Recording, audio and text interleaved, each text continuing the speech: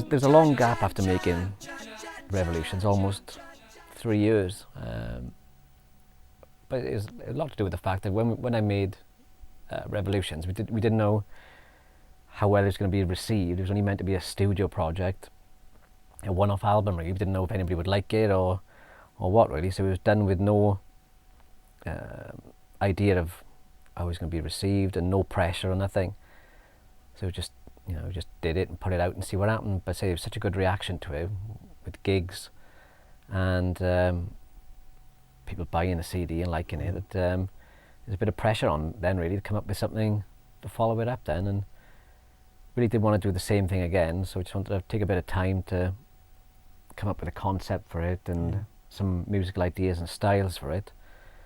So it took quite a bit of time really, and then obviously to make the album usually takes forever with all the mixes and stuff, but I think it was worth it. But I say, just didn't want to rush into it and do the same thing again.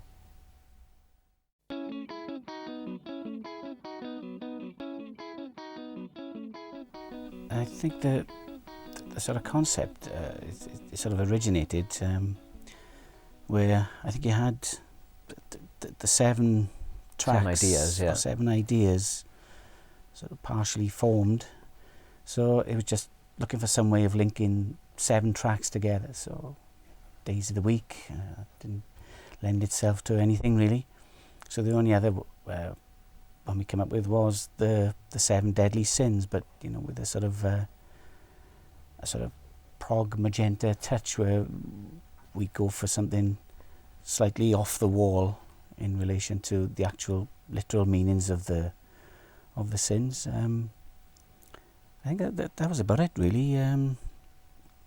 Just the 7 ideas, just fitting in with the 7 deadly sins. And I remember at one point we were trying to write down the actual 7 sins, and I think I came up with 4 or 5, but just could not think of the last 2 or 3. So I went on the internet, then a Google search on 7 deadly sins, and the first thing that came up, the top of the list was a porn film called The 7 Deadly Sins. And there was a scan of the cover, and there on the back of the cover were the 7 deadly sins. So that's where I actually got the titles from.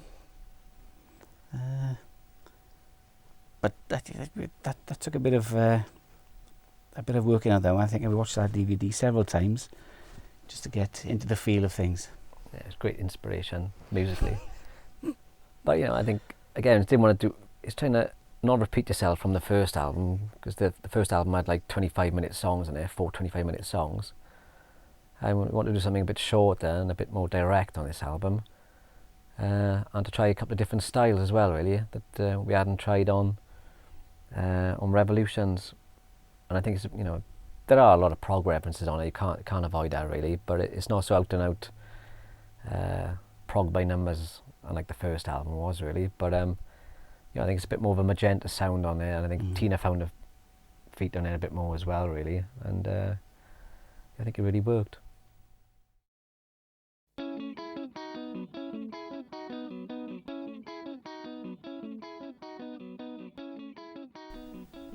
The artwork for the album was done by Adam Hodgson from Touchstone. I think we sent him a copy, a sort of rough copy of the album, all the lyrics, and said, just take that away, have a go, see what we can come up with.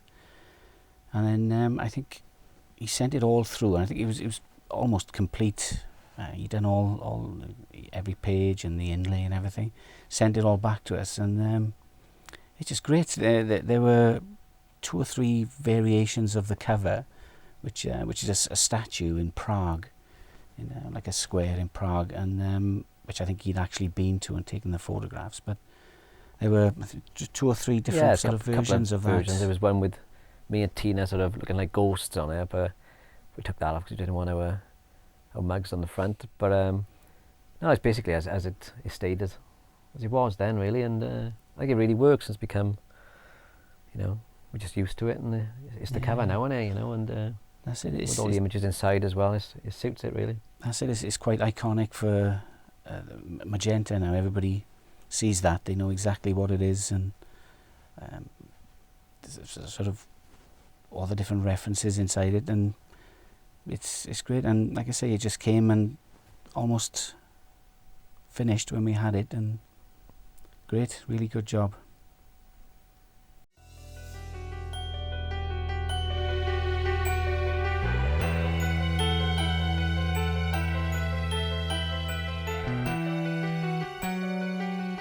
First track, Gluttony, is about a woman who's in an abusive relationship. She doesn't know any different, so to her that's part and parcel of day-to-day life. She does everything for him, he treats her like dirt, he treats her like a slave, but she just does everything because she thinks she loves him and she thinks that he loves her. She looks on it as a sort of two-way partnership, two sides of the same coin. There's a little bit in the middle of the song which goes into some of the actual abuse that she suffers. But like I say, she puts up with it because that's her way of life. But then there's a sort of glimmer of hope towards the end of the track where she realises that there's more to life than what she's actually getting there. And there's a sort of fairly upbeat ending to the song where she realises that there is a better life out there, there's a better way. She doesn't really love him, he doesn't really love her, and she just wants to start a new life, and basically she leaves him, sets off and starts a new life. The link to the sin, gluttony, is that she's basically a glutton for punishment. She just puts up with whatever comes her way in the relationship. So it was all based around this this riff at the beginning, which is I'm a big fan of The Lamb Lies Down on Broadway by Genesis, and there's a track on there called Back in New York City, and I always loved the riff at the beginning of that, and I borrowed a bit of that, really, just the style a bit more than anything. And also there's this twin guitar riff that opens up the album. Again, I've been a big fan of King Crimson. There's a track called Frame by Frame, which has got a very similar kind of harmonies on the guitars. I'd say that was the first thing that came on the album, really. That was the first starting block for that track and the album. Also on the beginning, Christian Phillips, who was a friend of mine, I was in a band with him, and it was very harmony led, really, and very Beach Boys and stuff, and he came and we did this sort of opening cha-cha-cha chant at the beginning, which is great fun. It's very weird and very hard to sing, but he did that, and he also guested on Home. I think he did a guitar solo on Home for me on a couple of tracks, but I'd say it's a great opening, really grabs your attention.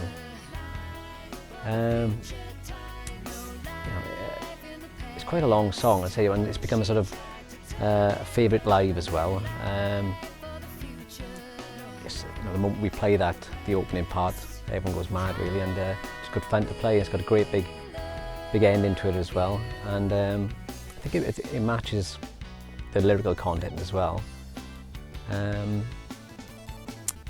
I think it's just a really good opening track to the album, and kicks off the album in good form.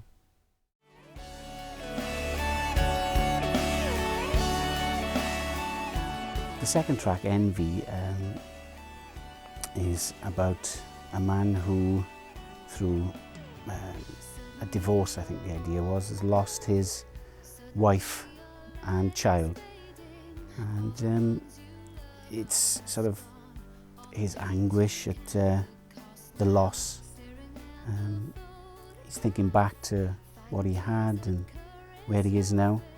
I think there's part of the song is where he sees another couple with a young boy sort of running around their feet in a park or somewhere like that, and they sort of turn around and walk off, and he tries to tell them, you know, to make the most of what you've got. Don't do anything to lose what you've got, basically. And I think that towards the end of the song, then there's another little glimmer of hope as well, where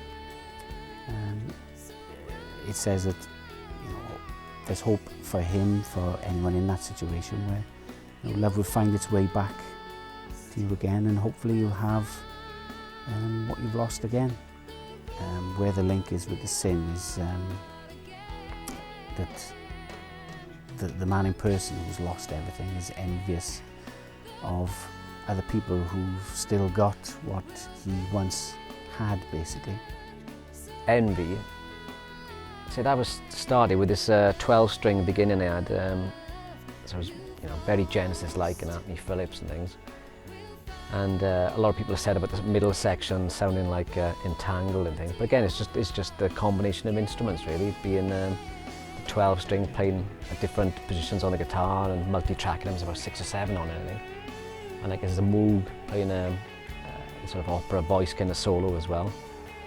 But originally the middle section, that middle section wasn't there, because originally it went like a toe tapping section. We actually recorded the whole section with Tim on drums and things, and I almost came to the end of mixing it, and I just thought it didn't fit really, so I just got the scissors out and just cut the middle 3 minutes and binned it all really. It was quite severe, but then replaced it with this multi-tracked 12-string guitar section, which I think is much better really. It's one of the highlights of the album, and also there's a great guitar solo that Chris did at the end, which we actually spent a lot of time actually working out the melodies, and it builds like most solos. You just sort of ad-lib and see what comes out, but on that we actually went through each note and section and made it really melodic, so you can almost sing along to it, and it really builds. It's one of Chris's finest moments. One of the things with that track, I remember it was a real nightmare with doing the vocal on it with Tina. I don't know what it was. It's one of those tracks where I thought it would be the most suited to a vocal and things, but we had weeks and weeks, almost months on it, redoing it just to get the right feel on it. I think it was worth it because the feel on it at the end is amazing. But it just took a lot of time, and it was hard work. But I'd say worth all the effort.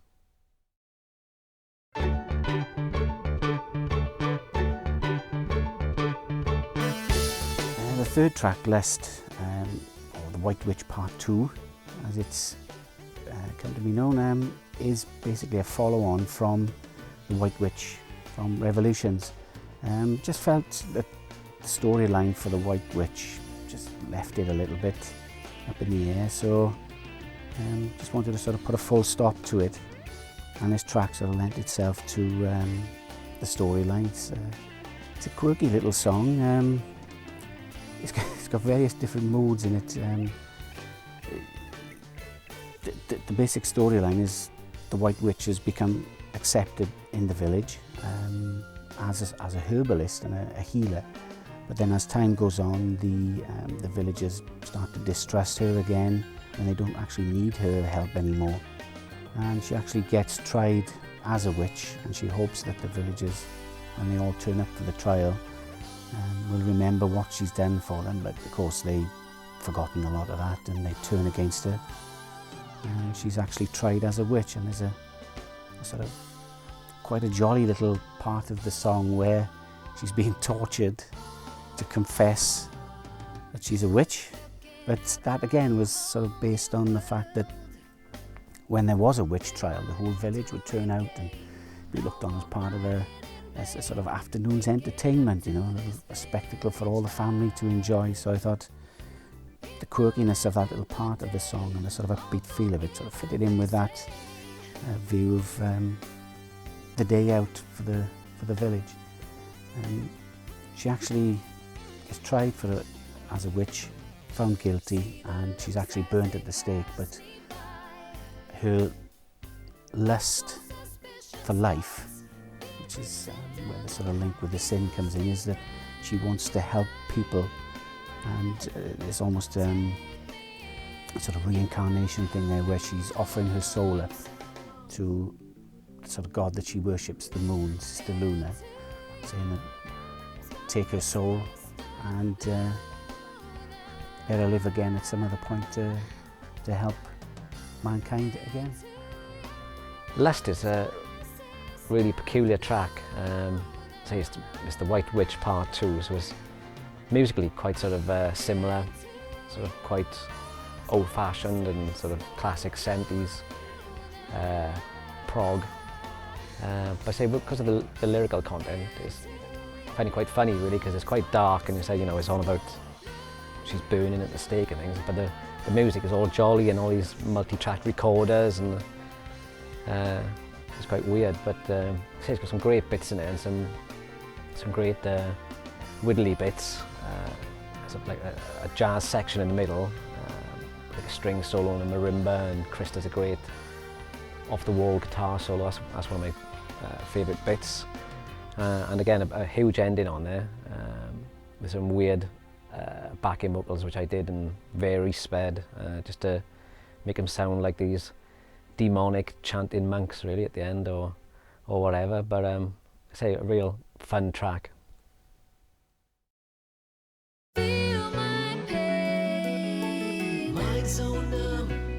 Track 4, Greed, is about a sort of fading actress, and the reference to greed is her sort of insatiable greed for fame and attention from her fans and from the press. And she's a sort of fading actress who was once well known, well liked, so wherever she went, press and her fans would turn up. But as her sort of career is fading and her looks are fading, there's less and less of a crowd, less and less attention lavished on her, so she resorts to more and more sort of outlandish ways to stay in the public eye. You know, she gets drunk and she starts saying things and doing things to sort of get attention. She trips accidentally and reveals a little bit more flesh than she normally would. Anything to keep her in the sort of public's eye. There are references there to sort of plastic surgery, of ways of sort of keeping a hold of your sort of looks, the surgeon's knife. But gradually she sort of loses her mind and ends up in a sort of institution or a home where she sort of retreats into her own sort of little world, where she imagines she's back in the studio, and she's sort of living at the studio pace, and she starts singing and dancing and acting out all her roles. She has a sort of permanent audience of the angels and damned, which are the other inmates in the home. There's reference to someone who pays her little visits in the night, her man in white, one of the sort of attendants who takes special care of her, and she sort of looks on him as well as her carer, sort of mentor, someone she remembers from the studio, her leading man. But gradually she just loses it completely, but stays in this sort of unreal imaginary world of hers, just acting out parts that she played when she was younger to the rest of the inmates, just for the rest of her days. Greed is the longest track on the album, and it's the one that's undergone the most sort of transformation with the new mixes and things. For some reason it works okay on the album, but I always felt it was one of the tracks which didn't quite come off really 100%. You know, I think every other track in it I was really pleased with, but that one, I think, I don't know, it's just needed to be revisited and rethought about. I think it's very very dynamic, the track anyway, and very up and down. And it's quite light, the production, a lot of harps and acoustic guitars in it, lots of lyrics and vocals, but I just think it didn't work 100% on the album, so it was good to go back now and find a lot of things which I took out of the mix, and we say with new technology allows it to put a little bit more in there and fine-tune it and make it a bit more exciting. But I think it really benefits from the new mix. So it's got a great ending on it, one of my favourite bits again on the album, this sort of Doris Day bit, which is very sort of 1950s sort of romantic film type of music, strings, and we went and recorded real harpsichords down in Tim Lewis's studio. That was great fun, and lots of real pianos and strings and things on there. But so I think the new mix, I think, is definitely a winner.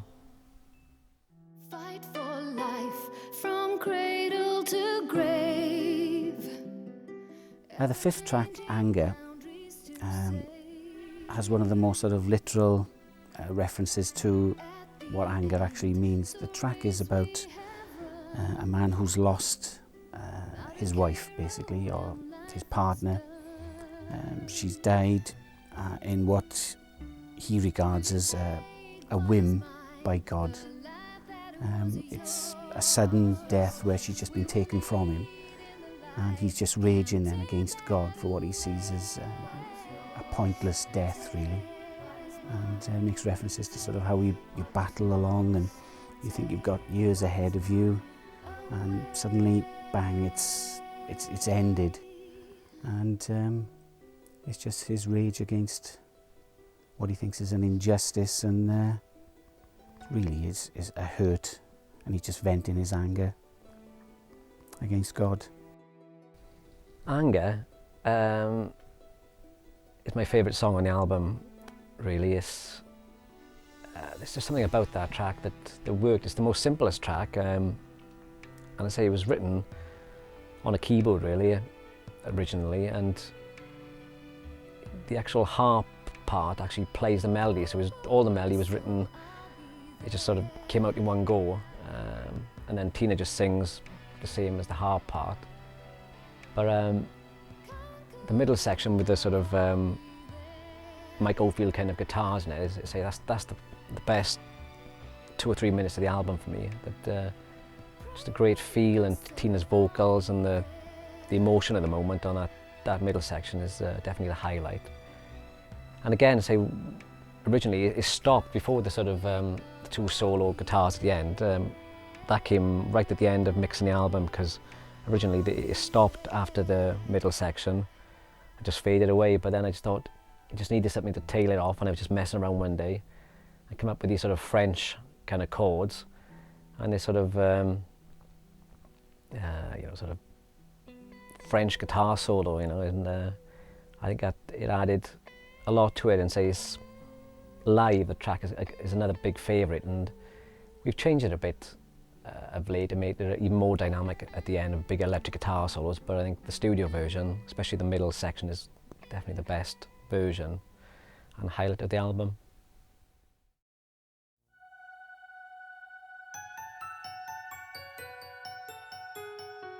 Track 6, Pride,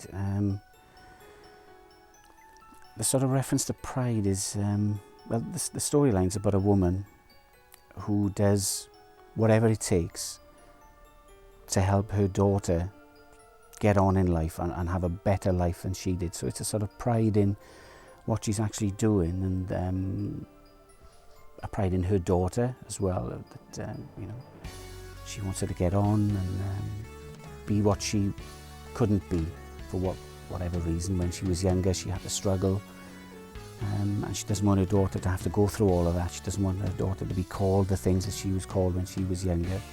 So she basically takes on 2 or 3 jobs, works every hour that God sends to earn enough money to make sure that her daughter has a life so much better than hers was. It's sort of autobiographical, because it's based on my wife Amanda and my daughter Martha, and a sort of phase in our life where work was everything. You just did what you had to do to keep going, really. So, and there is a sort of pride there where what you were doing, even though it's maybe having some slight adverse effects on the child, is eventually it's going to benefit them in a way that you had nothing when you were young. They're going to hopefully have everything they need to get on. Pride, again, the version was on the original album. It's got a different beginning to the version that's on this new version. Again, we recorded an extra 3 or 4 minutes at the beginning, and all drums and bass and everything, but when it came to mixing the album, it just didn't work, the mix of it, and I ended up cutting it all off and binning it all. And then about 2 years ago, I sort of dug it out and found a rough demo, and I thought, oh, that's really good, and went back and added, and actually finished off all the guitars and things on it, and it came up really nice. And I'd wish now that I'd put it on the original album, so it was an ideal opportunity to bring it all back out and join it all back up. And the version you hear on the album is the complete version, which I originally wrote. Again, it's a great favourite live, and some great bits. They got like the jig bit in the middle. It's great to play live and good fun. Doubling the Moog with the electric guitar, and a big sing-along bit at the end, really, which always reminded me of a Sting track called Brand New Day, and I just like the feel of it, quite bouncy and quite up, and it's quite poppy really for Magenta, and quite up as well, quite upbeat, and a great favourite live.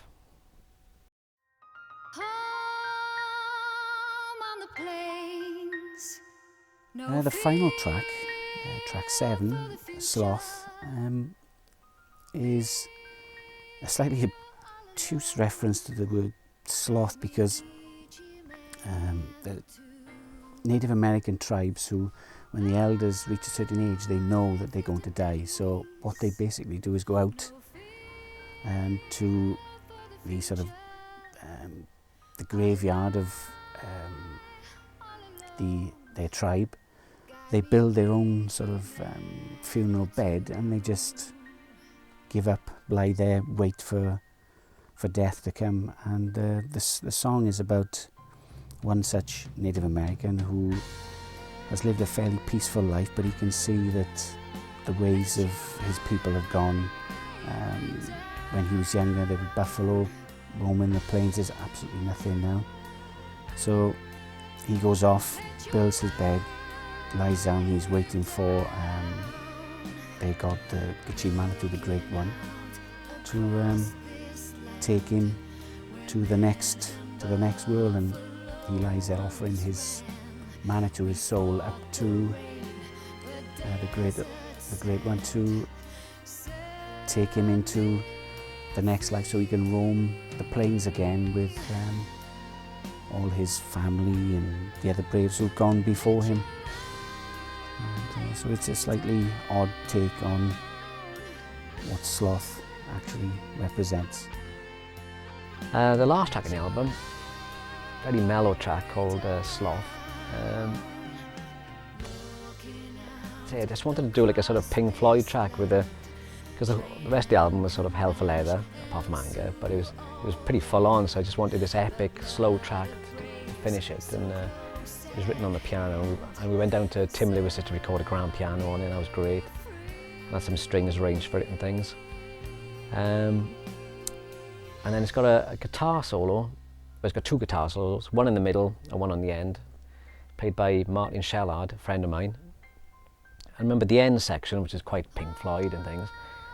And I just thought, oh, it'll be easy for anyone to play guitar solo over. And I had a selection of guitarists come in, and they all had a go at playing this solo on the end. And I got about 4 or 5 different versions of it, but nobody could get the right feel on it. But then, say, Martin came in and played it, and I think and the actual solo that he did was outstanding, really, and really shines on the album, I think. And I'm so glad that he was able to do it, really. But I think it closes the album really well, especially when it cuts down to just the piano and voice, and Tina's vocals are great on it, and real fitting end of the album.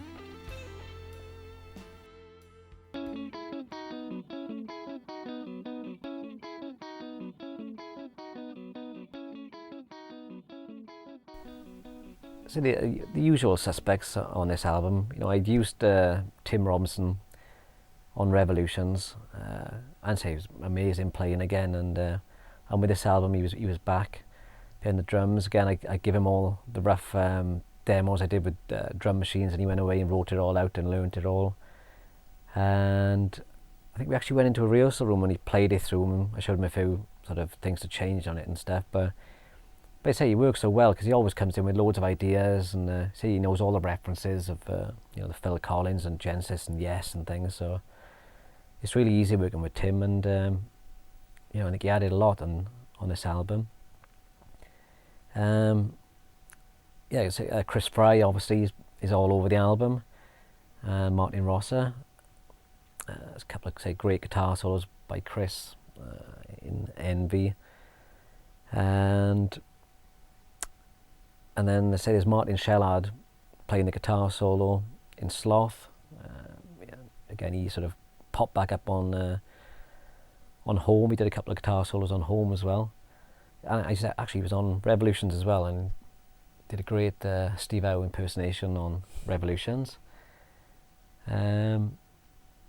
You know, it's really good having all these sort of different players on there. And obviously Tina singing, and again she was finding her feet, I think, more on this album. I think it was a bit of a culture shock, I think, coming in on the first album and with the lyrics and playing it all live, and after doing a couple of gigs like the Mexico gig, I think she realised what it was all about and got a bit more into character on there. And because of the shorter songs and a bit more popular, I think she's really found her feet in it. It sounded great. I think some of the best stuff on there.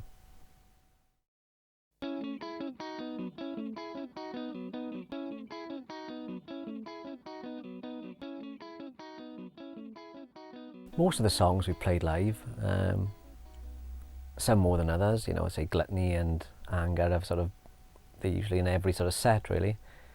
But a couple of times we've tried to play sort of all the album in a couple of gigs, but Greed is quite a hard song to pull off really. You know, as I said, it's quite dynamic and relies on sort of a lot of studio sounds and things, and I don't think it would work in a quiet environment really. But we say we played bits of it at the end of it, but I say one day hopefully we'll dig it out and learn it. But I say it's a lot to remember in there. There's a lot of sections in it, but the rest of the tracks we played them all, and you know, and they come across really good.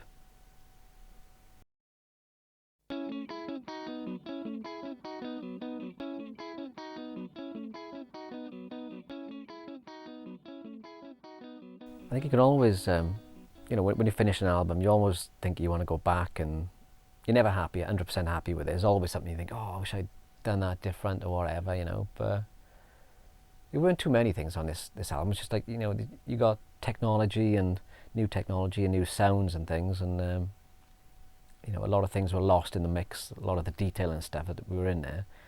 So it was a good opportunity to come and remix it all and bring out some of the detail on there. And some of the songs, you know, we sort of cut down originally. Sections were lost and things, and they were put back in. So that's more complete. But I think it's just nice to give it a bit more of a modern sonic feel to it, really. And you know, with all the new gear, and I think it just brings up more of the dynamics. You know, I think that obviously the songs are still the same in there, you know, and it's just, you know, a lot of it is just from a sort of producer's point of view, and you always do things better, but I think, you know, I think it benefits from it.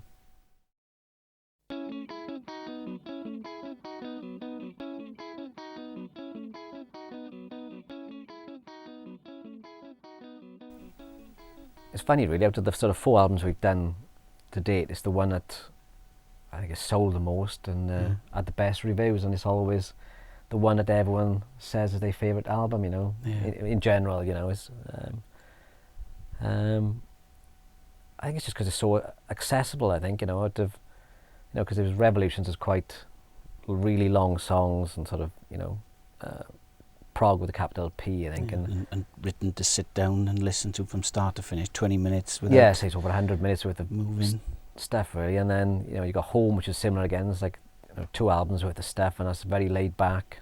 And Metamorphosis is quite hard going, it's quite loud, but I think on 7 we got a good balance,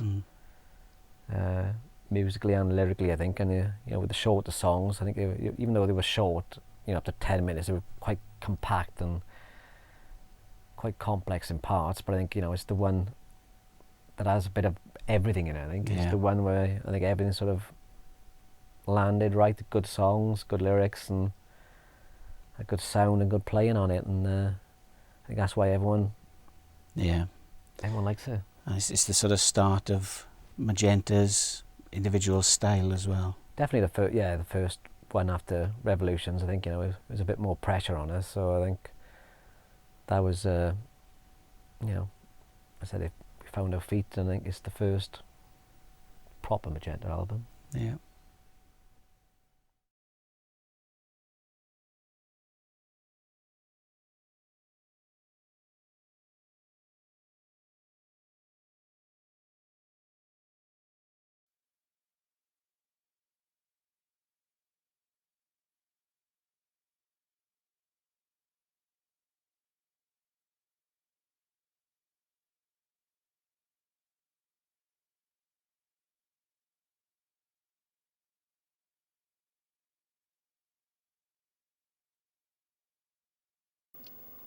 The first song on the album is Gluttony, and it starts with a sort of King Crimson kind of dual guitars, Martin and Chris, in sort of, I think it's fourths it is, all in 4/4, but it sounds like a strange time.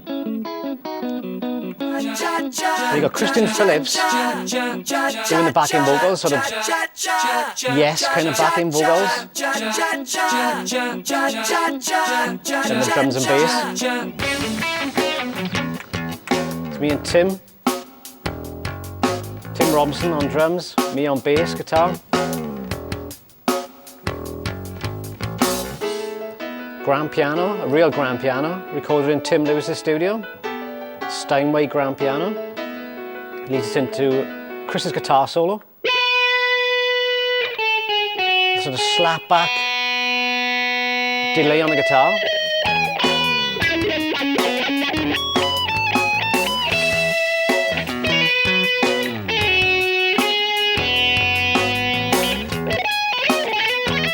Back into the piano.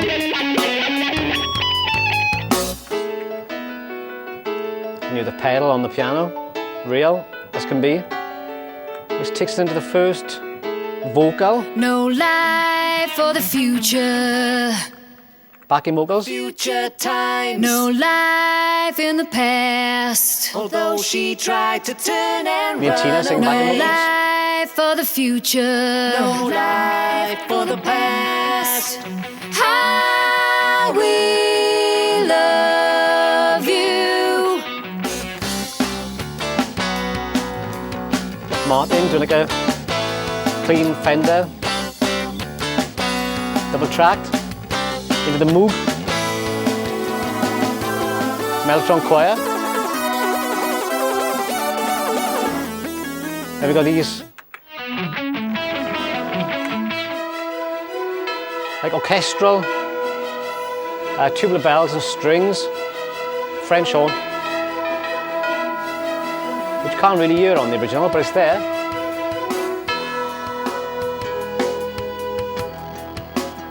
Back into the finger, the pick on the bass.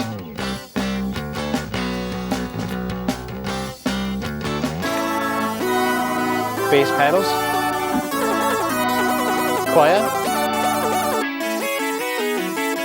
Back to the intro theme. More backing vocals, Christian. Piano. Chris Fry, lead guitar. Again with a slapback delay on the guitar. Recorders and vocals. Me doing backing vocals. Recorders. Then a double tracked bass and guitar. Play the same riff. Back in the recorders. Piano. Chris on lead guitar.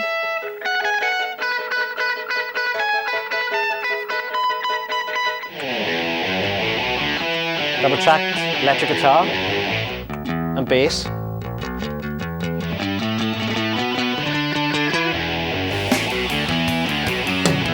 Backing vocals. Here's every need I try to please. Acoustic guitar. Double track acoustic guitar. Do as I say, don't think for yourself. Can't see which way to turn. Hammond organ. Back into acoustic guitar.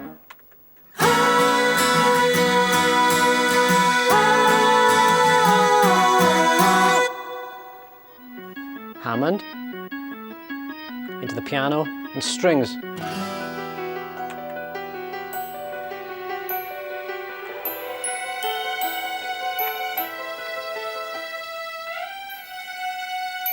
Glockenspiel.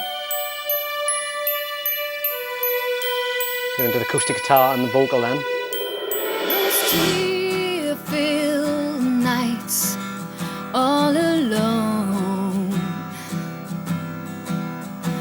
just crying out on my own. Backing vocals. Lying back, the pain, the breath, the hands all over me. Better this than the other way. Can't get away. I'm all alone. Again, you got the piano. Real piano. Kind of Rick Wakeman. And Chris's guitar solo.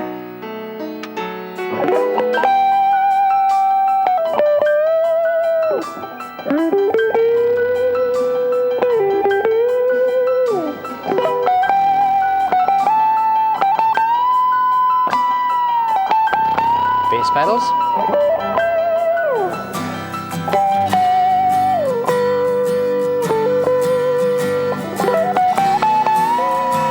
Back into the backing vocals. Can't get away. I'm all alone. All alone. All alone. Into like a Fender Rhodes. Like a Supertramp. And we got the piano. Real piano through a phaser.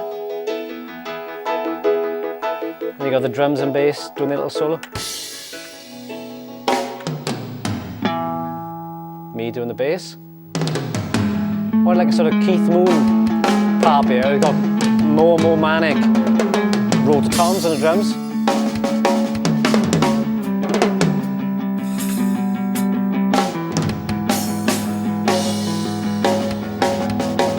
Into this double tracked.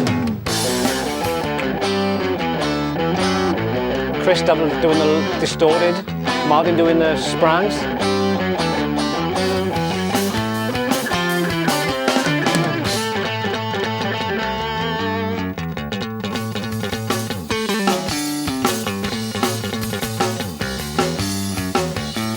Chris's guitar solo.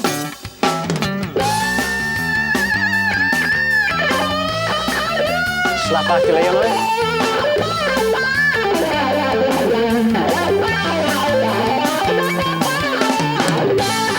Hammond. Bass pedals.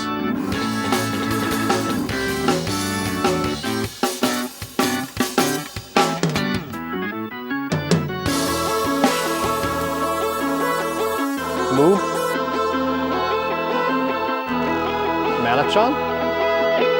Chris Fry. Then bass.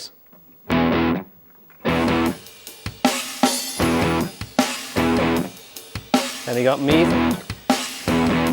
through like a telephone. Like a telephone kind of voice. With the old top end and bottom end taken out. Like a real church organ. Down with him, facing the truth that you don't love him, turning your back and you're walking away. Time to look for a brand new day. Piano.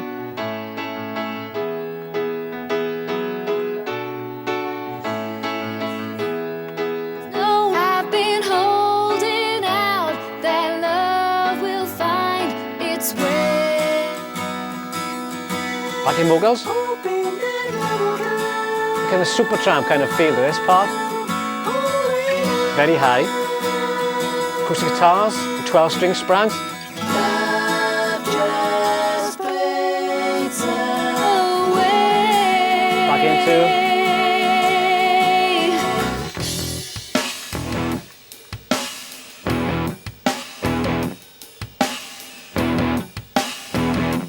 the guitar's playing the same as the bass. Mellotron choir, bass pedals, Moog.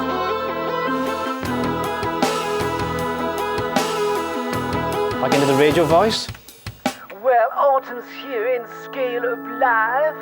No more a lover, no more a wife. Make a note of a passing time. Leave its road to the end Drums of and the bass. line. Facing a new world. See the truth that you don't need him.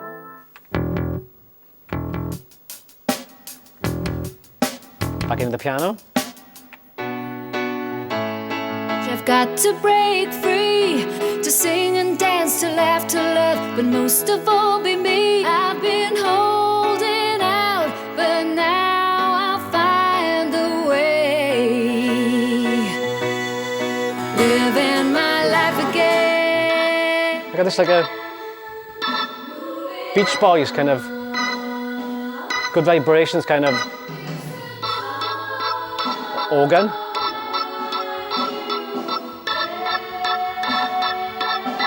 Takes them to the end.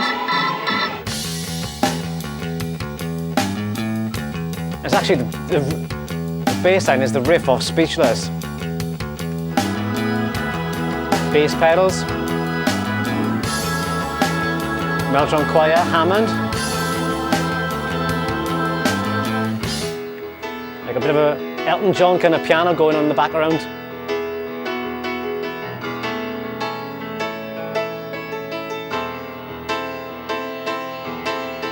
Again, you got a bit lost in the mix, but all adds to the excitement on the end.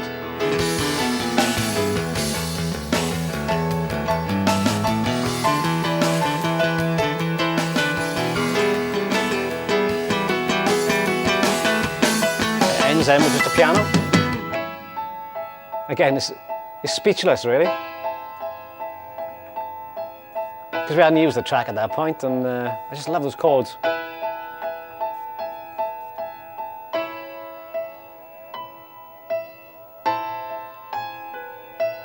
A big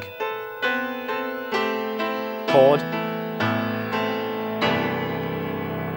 which goes right to the end, and you can also do me taking the pedal off.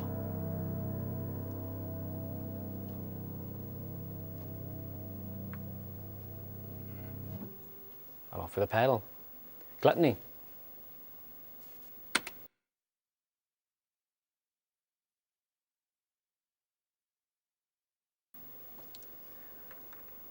The second song on the album is called Envy,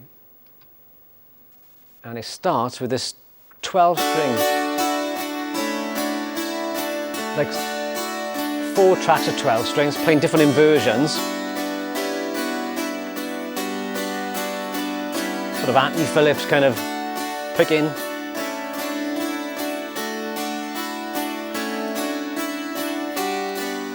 Takes us into the drums and bass and the whole track.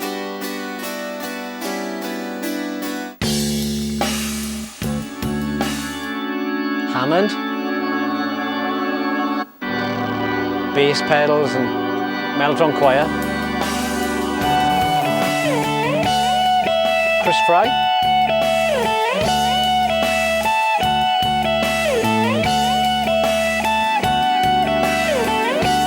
Into the piano. Real piano.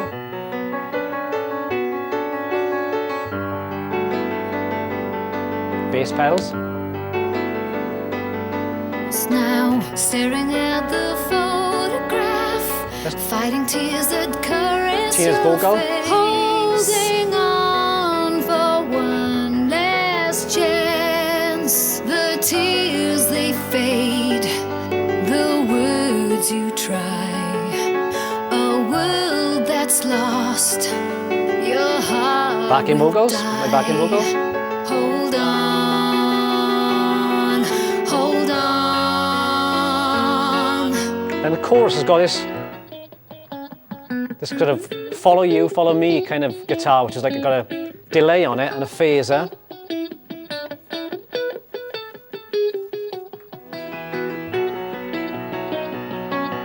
Double in the piano.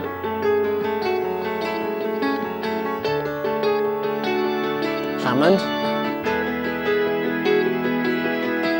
So then back into the verse where you got the vocal split into two, so you go. Suddenly you're all alone. Then Tina would sing another line. Suddenly your light is fading. All the love you gave sort of overlap, is lost, really. gone. All the pain Then to back. count the cost now. There they stand to join as one. It's made it sound like He's two running vocals, round something a more. life so young. Holding out for one last Then we got some strings and moves.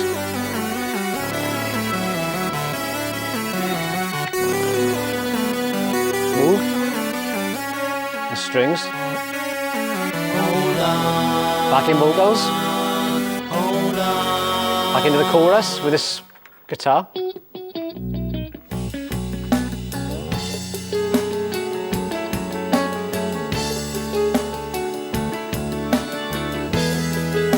Bass pedals.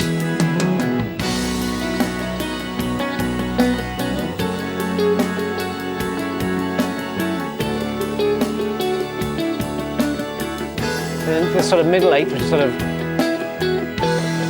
entangled kind of feel to it, with these sort of 12-string guitars. Just like that, I just looped that and just played over the top then. And you've got this sort of theremin synthesizer in octaves. So all the while that loop guitar, that one chord just looped and played over the top really. Then you've got this sort of solo Hammond.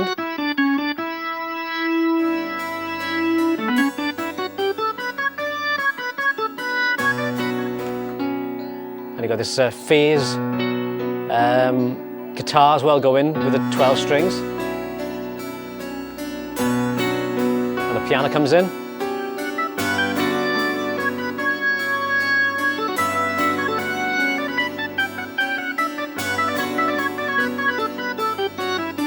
Then back into strings.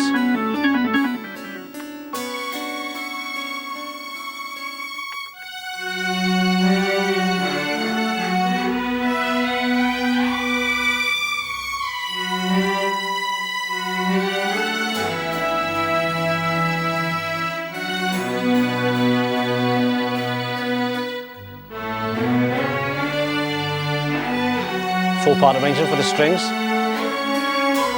Back into the theremin.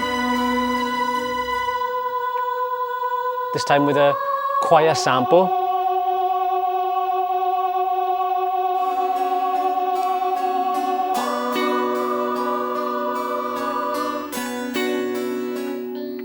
Look at that flange on the guitar as well. All building up and come back in. See, originally on the original version of this section didn't exist. It was this real fast 2-minute part which we cut out and wrote this bit. And that's the edit back in then. So you got Chris Fry.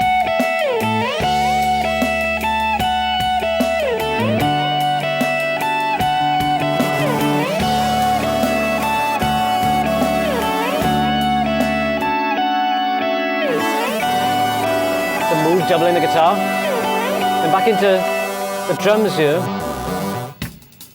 doing like a fast 16s on the hi-hat.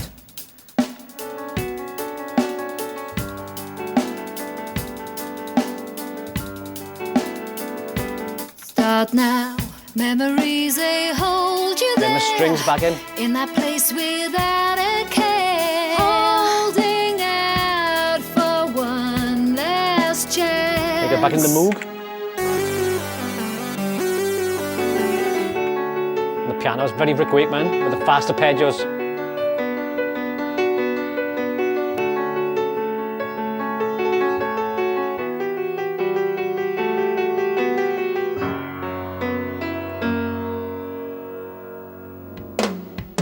toms.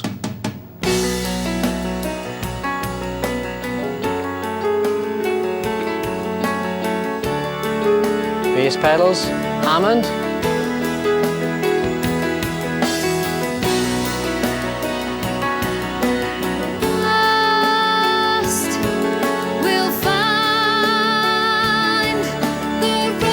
Again, when we were recording this, we struggled getting the right feel on the vocal, and Tina will say that this, out of all the tracks on the album, this is the one we had the most problem getting the vocal to sit.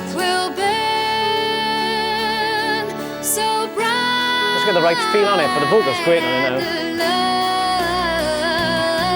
You've lost. Great vocal. We'll find the road. And then it's guitar solo, which is a great guitar solo.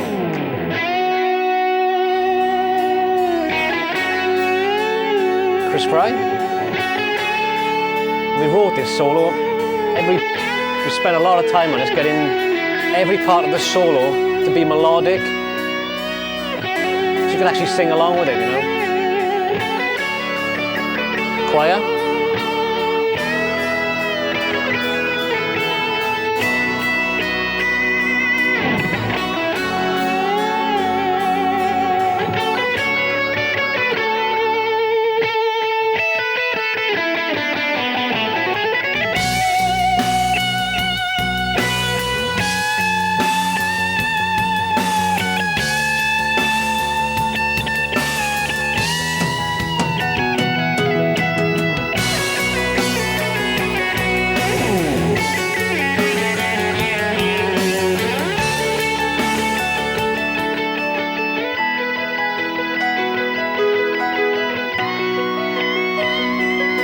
Bass pedals, piano,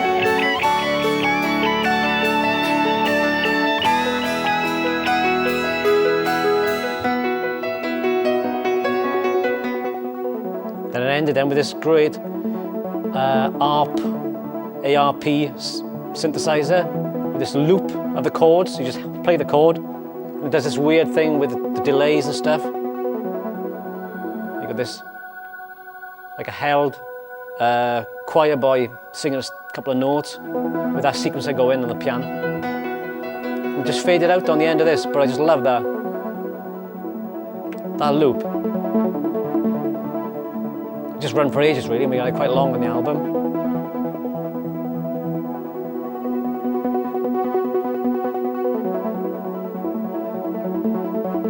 And it faded out. And that's Envy.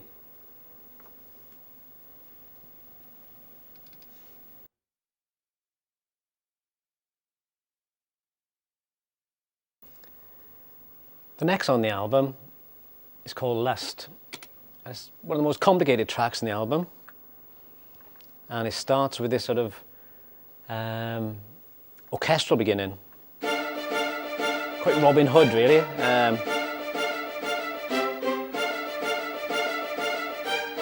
There's a 4-part string arrangement, cellos,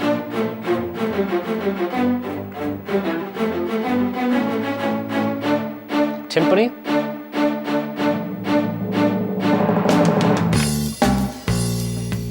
bass and drums,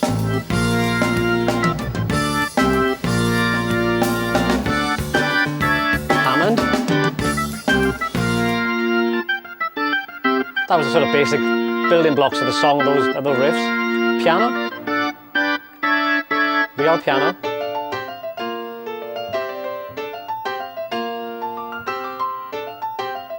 Then you're back in with the guitar, pizzicatos, playing in fifths. It's Martin and Chris.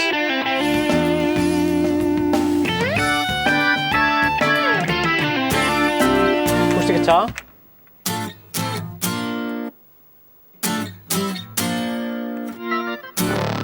Bass pedals, piano. Again, you can hear the room in it because it's lovely real Steinway piano.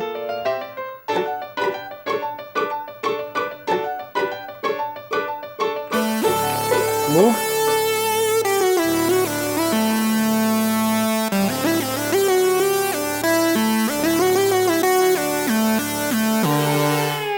Steve Hackett kind of guitar. Chris. Martin and Chris playing in fifths.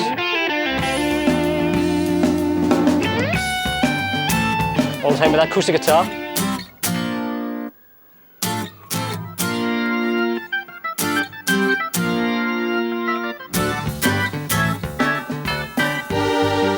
Mellotron strings.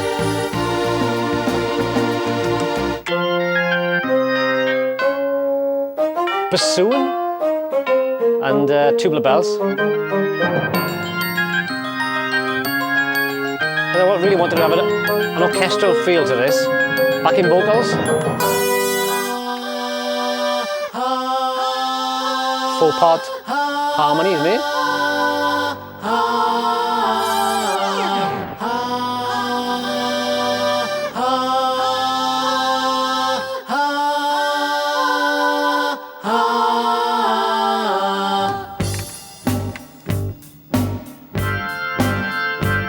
Bit of a Rod Argent feel here.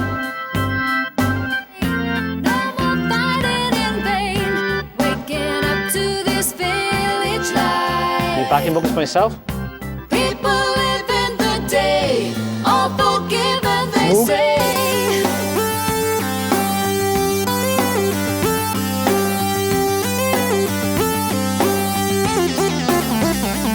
Backing vocals. See the looks as they pass me by.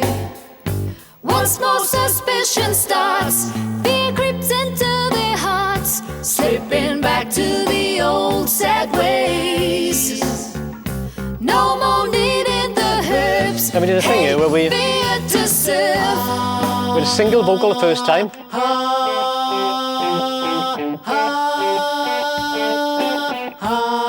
And bring in the 2-part.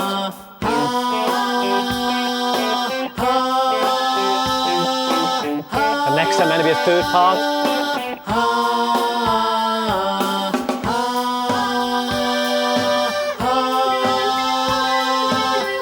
Chris Fry on guitar.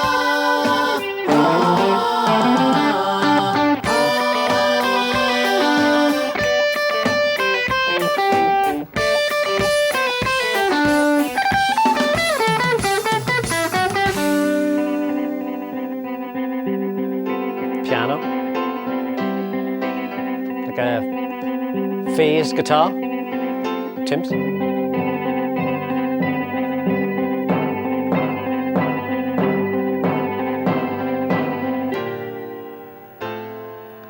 Goodbye Yellow Brick Road chords. My favourite bits of this track. Chris Fry's guitar, which he did in one take. You just let it run, and this is the take, the first take.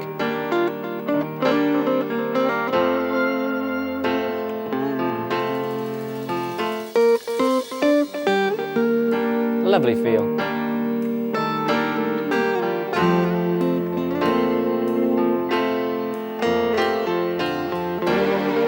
Tremolo strings. The drums, really like drums.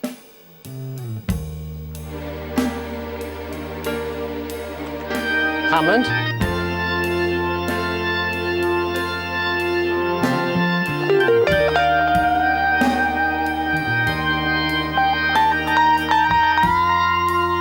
Into the sort of yes kind of Moog solo. 2 Moogs, octave apart.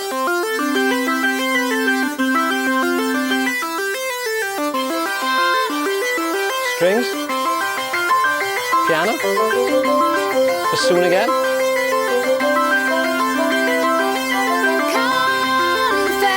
It's quite happy, but the subject matter is quite dull. It's part, you know, it's a great feel. Record it.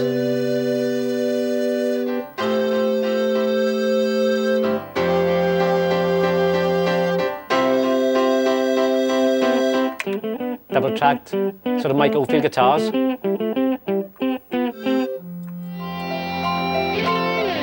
Chris Fry solo, strings, real piano. Really compressed and overdriven guitar.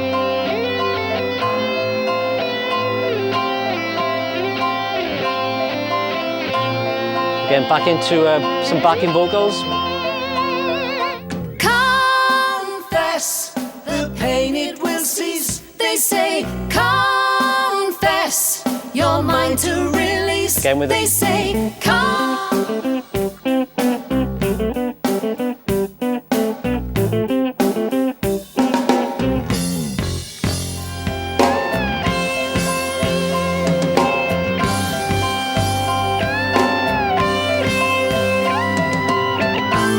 Hammond. Into sort of this wild jazz section. It was great drumming and bass.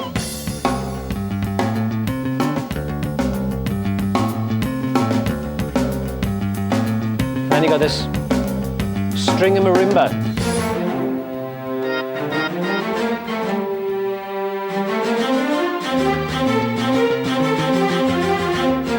Marimba. I really want an orchestral feel on all this section. And you've got these guitars, which I recorded and cut up. So it's, and then with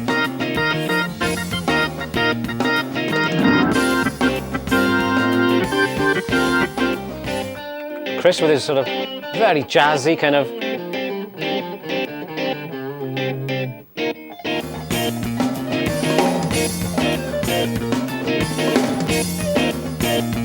There's one of my favourite sounds on the album. Like a real wad clav. You couldn't really hear in the track. Really 70s. Congas.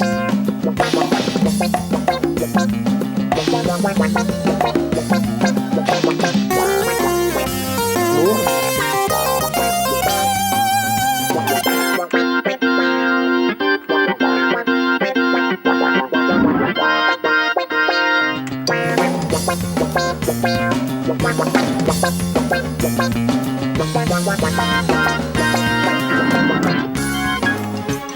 Orchestral, back in with the marimba, the strings. Chris Fry.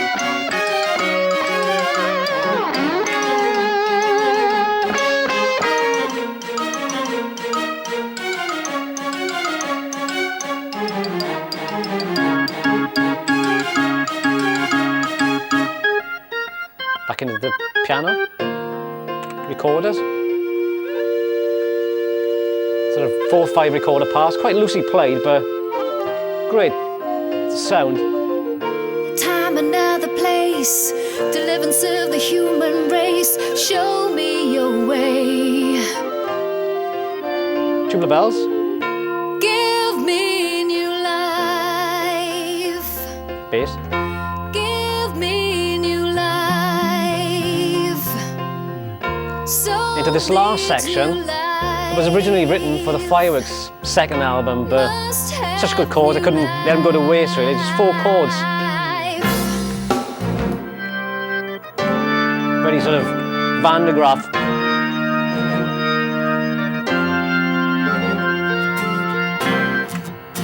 Acoustic guitar.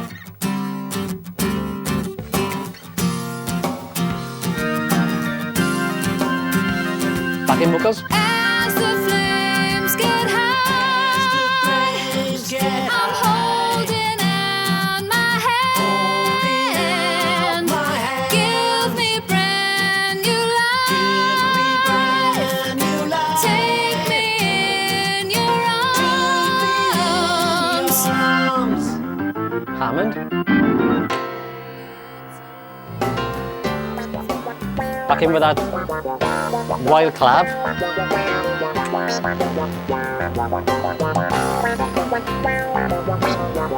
Very Rick Wakeman. Then into this crazy ending. Into your arms, my sister. I think I just come off working on the Othello Syndrome album and it's a bit bonkers. Into Tuned down. arms, my sister. Into It works great in the track. arms, my sister.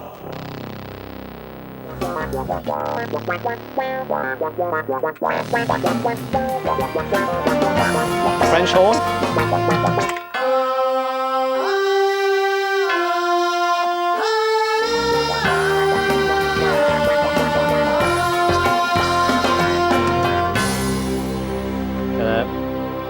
Four-part string arrangement to end the track.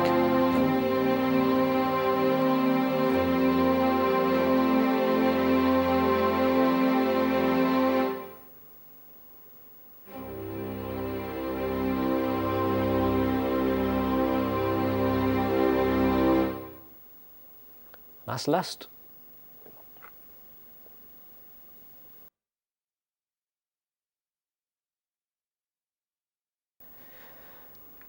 The next track is called Greed, and it's the longest track on the album.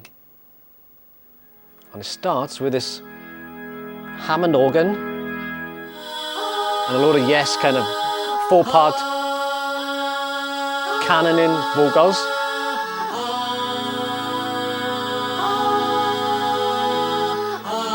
Look at the drums and bass, and Chris Fry solo.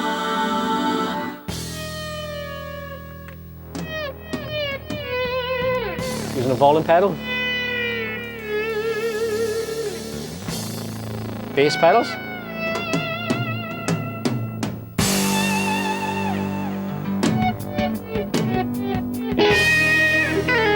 Chris Fry. Again with all slow with the harmonies going. Move. Doubling the guitar. Then into the sort of main theme of the track. Hammond. That was the sort of starting point for the track, was that riff. Drums and bass. Chris Fry.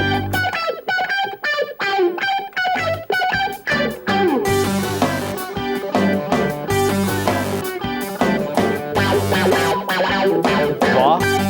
Guitar. Kitchen sink basically on that part. Piano. My prayers have come for me, and I don't want to be free. My public lust to see. Then this part, the next, so the chorus part, there's so many sections to it. I got lost in the mix. It's like these guitars. There will come a time, Acoustic guitars. maybe Like tight double track guitars. All the backing vocals. Piano. Harmonies. A real hard section to mix because there's so much going on.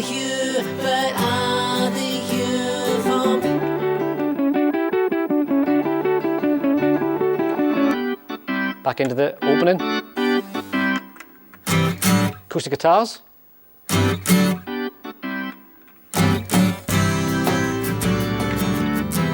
Bass.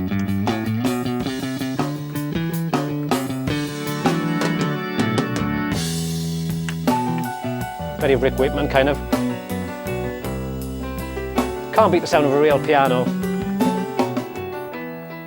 tongue, the headlines run again.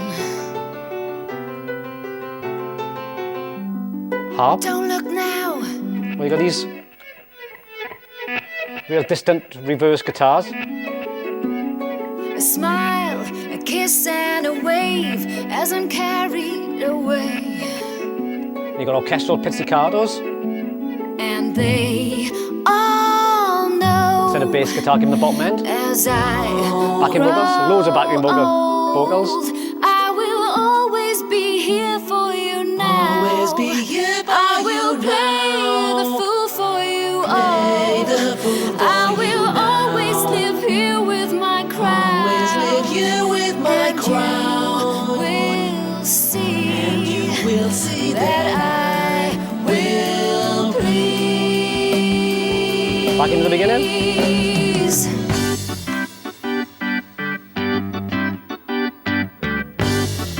great. The bass is lovely. Double tracking the bass with electric guitars. 38 bytes kind of.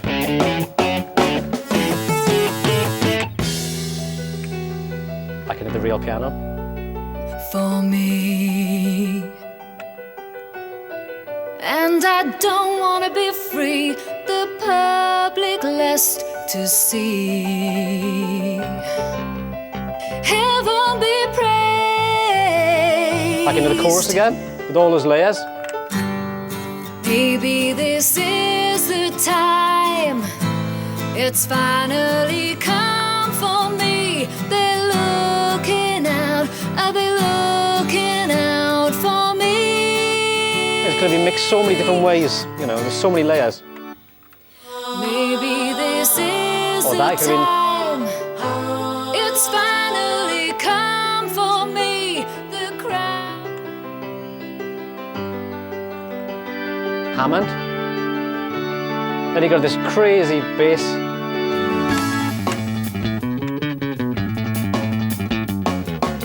It took forever to do, but it sounds great in the end.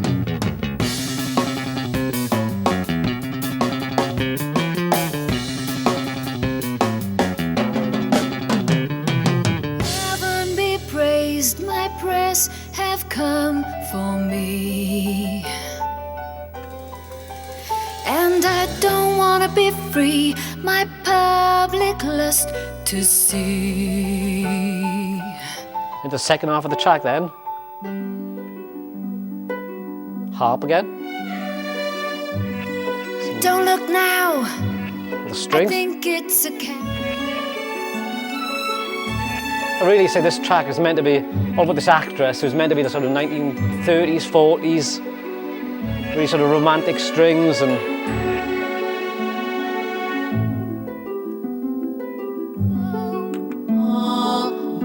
backing vocals.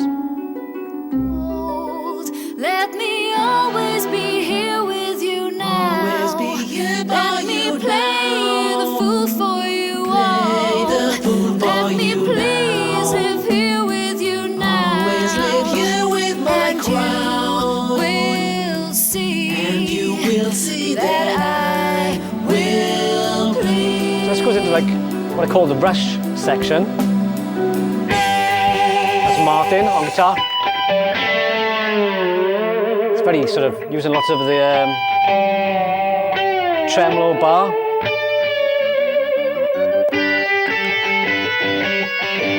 Again, doubling the bass.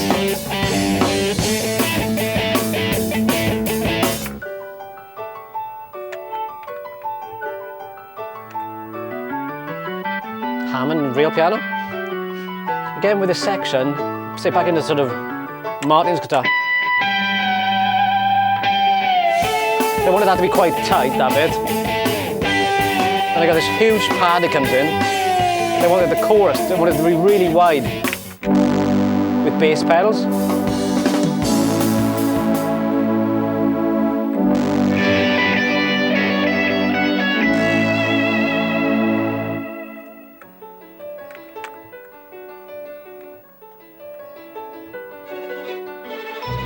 Again, all the orchestral instruments, glockenspiel.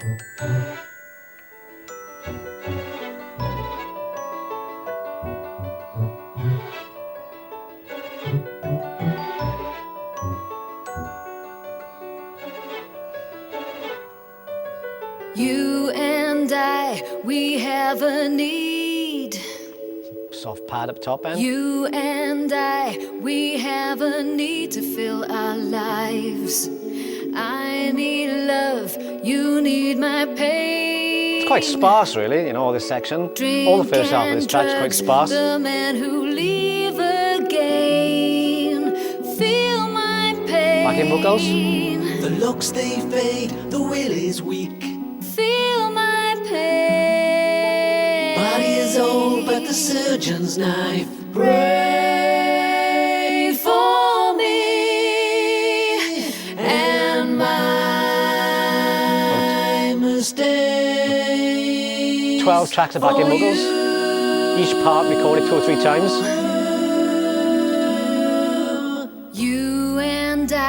we have a need. Real piano. You and I, we With a harp. have a need to fill our lives. Need to fill our I need your love. Oh, the old orchestral parts coming in. Fame it fades, never to come up. Feel my pain. Sort of, this reminds me of sort of Trespass, kind of. I wanted to sort of this track to build up from this point. The drums are in here. Building up, double timing. I just love the bass and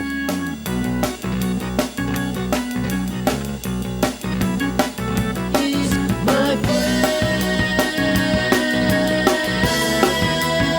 Chris Fry. Again, doubling the bass and guitar, doubling up. Chris Fry.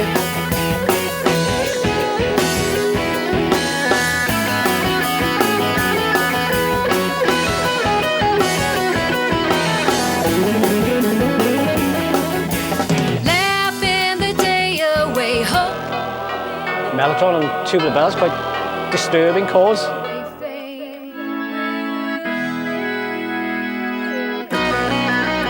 Chris Fry. Live again. Move.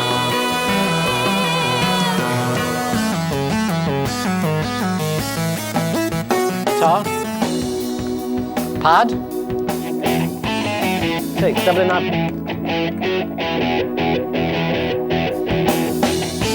Doubling the guitars with the bass. Backing vocals.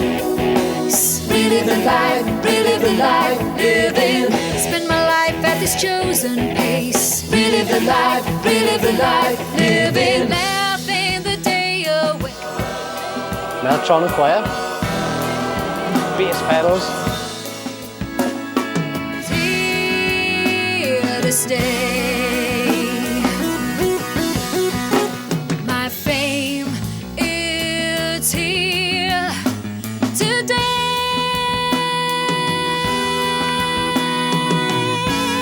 Get into what I call my Los Endos bit, really. Some lovely chords. Power chords.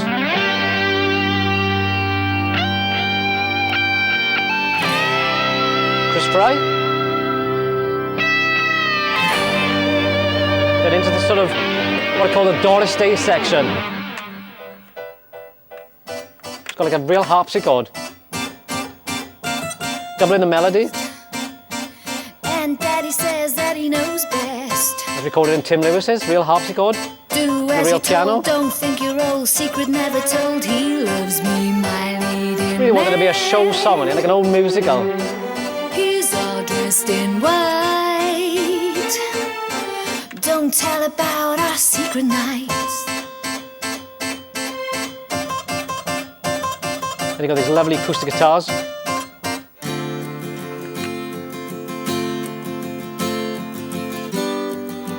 My favourite bits.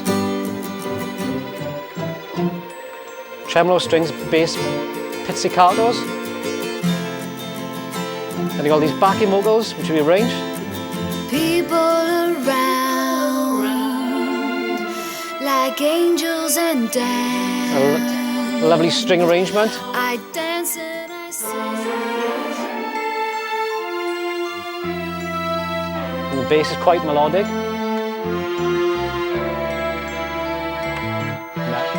Glockenspiel. I dance and I sing. They love me. Backing vocals. When it's crazy cold on the end to end the track. And a harp.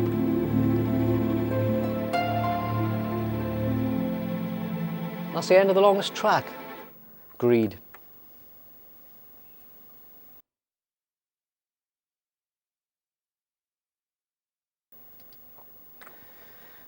The next track in the album, it's the shortest track in the album. It's called Anger, but I think it's one of the most successful of all the tracks in the album. one of my favourites. So it was written for piano originally, but then adapted for harp. And the harp sort of plays the melody in amongst its chords and follows the lead vocal, really. It's a great vocal. Follow you from life to the grave. So you can hear the melody being played by the harp. To end it this way, can't give up the fight, so I pray. Will you take what is mine, the life that was yours? Backing vocals, Tina. We will meet in the light, can't take that away. Take what was yours, take what is mine. Take what was yours, take what is mine. Oh, From the oboe. fight for life from cradle Strings. to grave. We did like a real good Ever-changing string arrangement, boundaries took a lot of to time. save. At the So I want it to sound like sort of Bjork, the strings. Real slidey. not a care when life is done.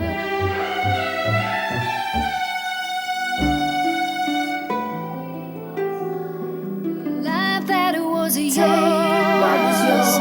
We will meet in the light. Can't Backing take vocals. that away. Take what was yours. Again, that oboe.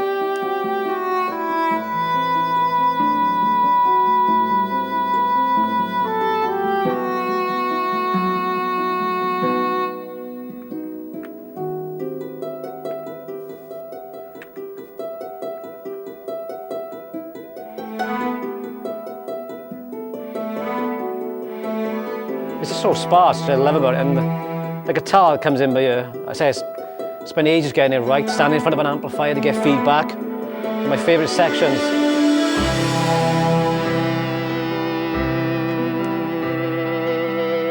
Get the feedback.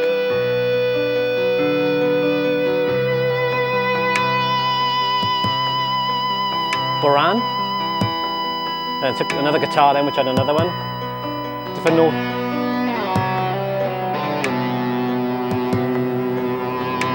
Bass pedals. So it took forever, just stand in front of the guitar to get the right harmonics to come out. Just let it go into feedback and you just go into the next harmonic above. My favourite part of the whole album.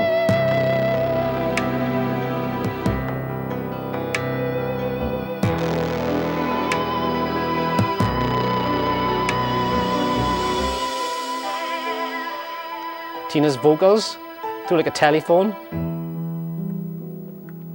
Then into the guitar solo then, which I did.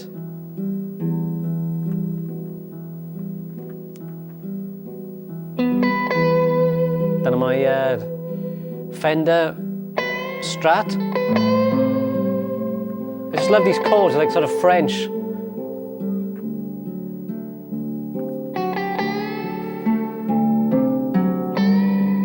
So it took a lot of time to work out the melody on the guitar, so it's quite a memorable melody and you can sing along with it. You can hear every note in that guitar because it's so compressed.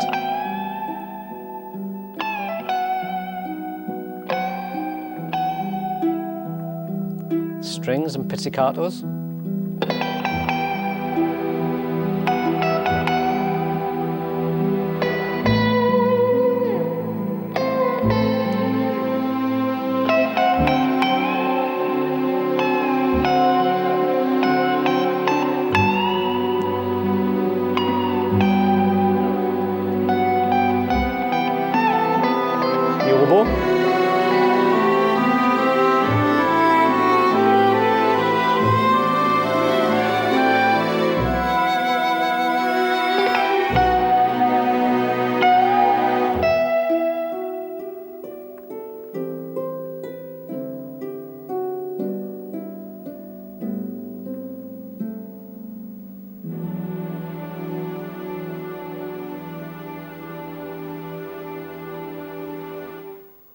that's Anger.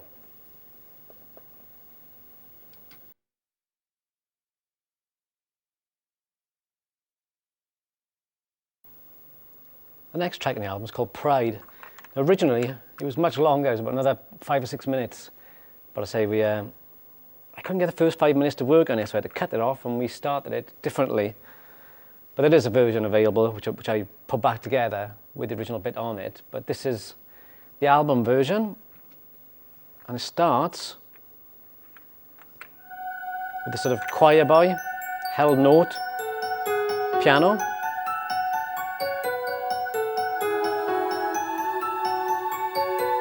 Glockenspiels.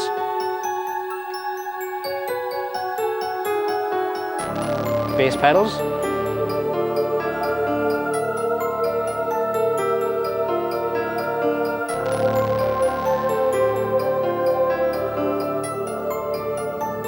Timpani.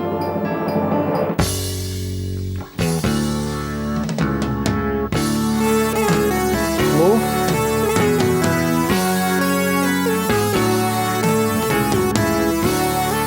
Guitars.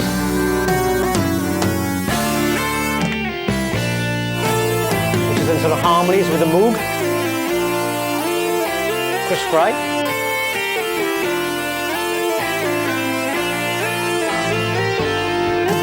Piano.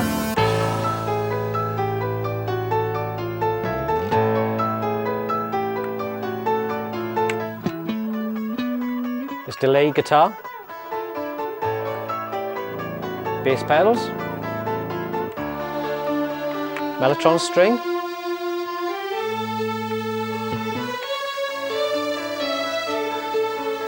Then you got this sort of tremolo guitar.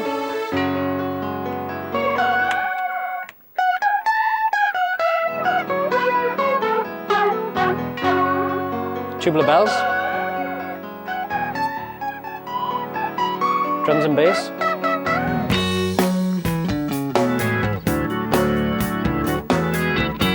it's sort of clean. I think that's me playing on that. It's very clean.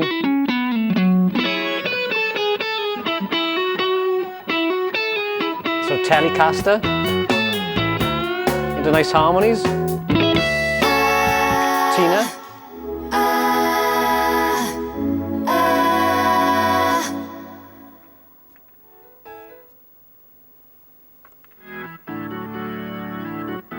Back into the original opening, Hammond.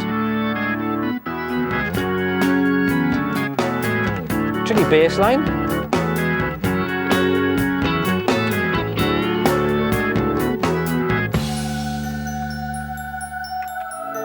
Piano. Glockenspiels. Back to that opening sound of the choir. Lovely pad.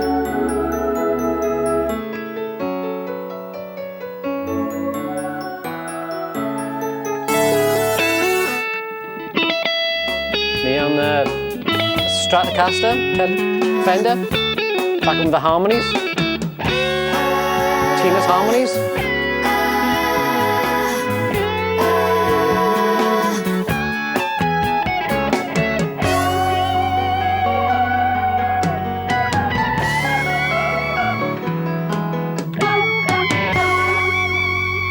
Again, that sort of tremolo guitar into the main part of the song. I just wanted the drums to be straight down the middle. A bit of a very Chris Squire. And there's a cowbell. So I just wanted the drums to be driving forward.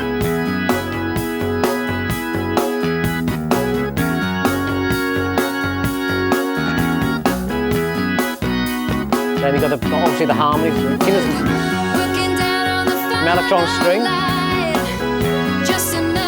harmonies, day to day, clocking on in the morning, working the line at the end of the day, in our own Hammond, happy world, all the light that you bring, you're my life, my one and only. backing vocals, At the end of the day, in our own Bass pedals. That you bring. You're my life, my one and only. You're my one and only. Back into the drums and bass. Town. Tambourine. Neon electric guitar. Real tambourine.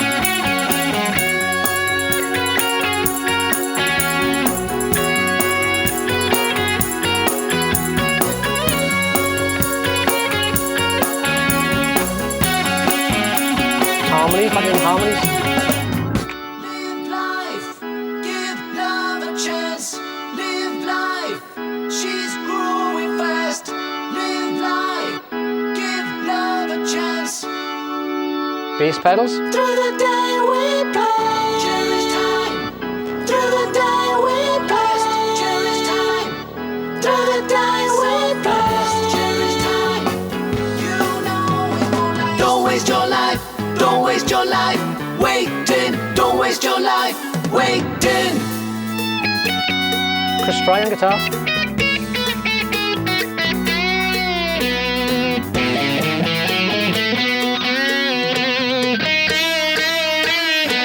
Indian strings.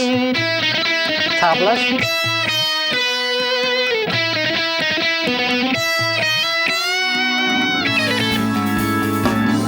Bass, fast bass. Then double in the piano.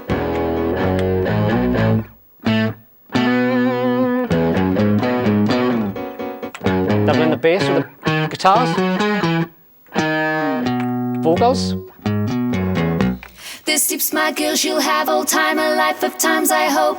And Then you got Fender Rhodes. What's actually Wurlitzer? Any Super Tramp recorders.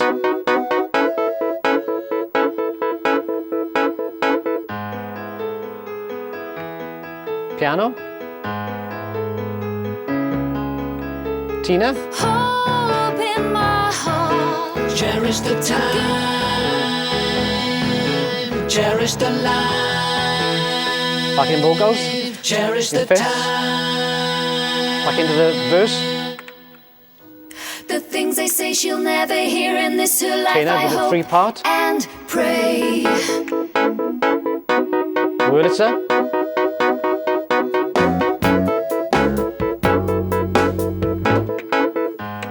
My life's a mess, but there's a Cherish the time. Cherish the life. Back in vocals. Cherish the time. Starting to get it to go into sort of across the beat.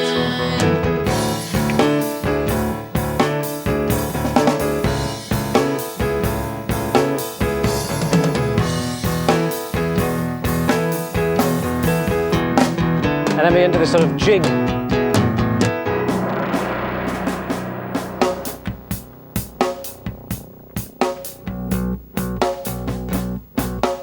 And you got like an orchestral bass drum.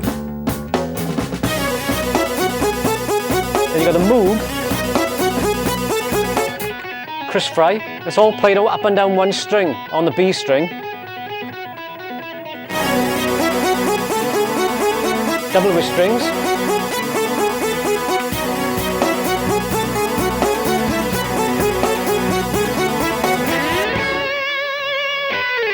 That's me playing that guitar.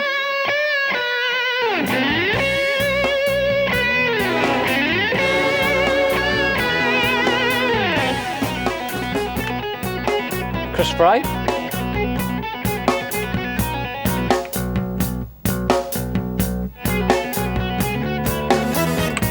Hammond.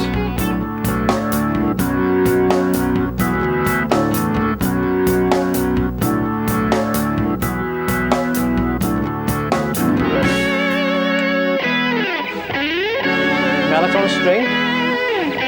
All with that. Keep on all that's going underneath.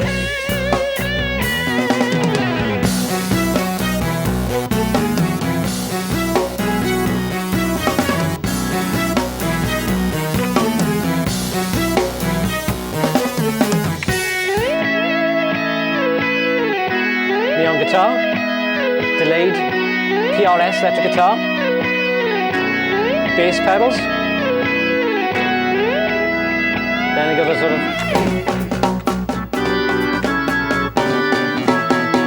tight ending, which into what I would call the Sting part. Just reminded me of Sting for some reason when we did it. Great sort of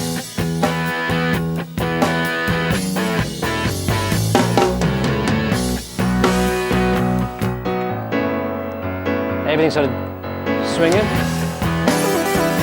Move solo. Every time you smile, the sun shines down on Backing vocals. me. Every time you smile, the world feels right. It's all there to see. Every time you smile, the sun shines down on me. Every time you smile, the world feels right. The sun shines on me. Every time you smile, the sun Another layer of harmonies. shines down on me. The higher harmonies. Every time you smile, the world feels right. It's all there to see. Every time you smile, the sun. Then you got Chris Fry's solo, which comes underneath.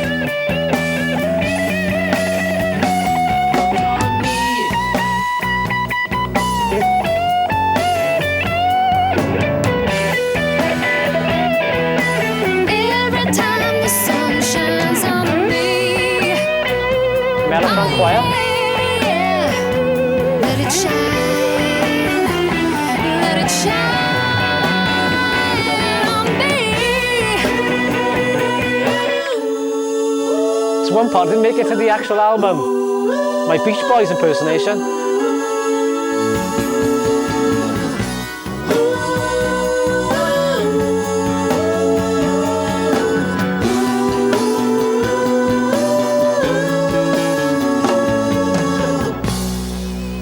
And ends.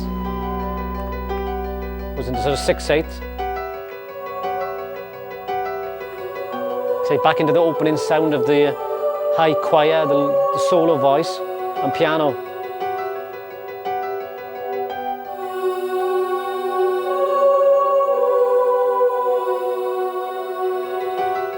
And piano, and that sort of fades out.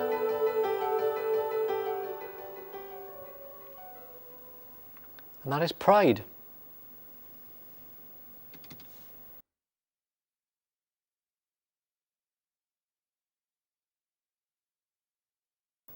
The closing track in the album is called Sloth, and it's quite a mellow track, and it sort of starts off with this sort of string arrangement.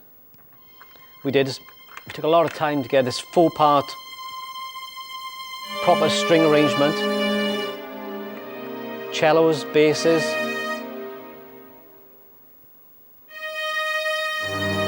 the violas, and violins. So it opens with this 4-part arrangement.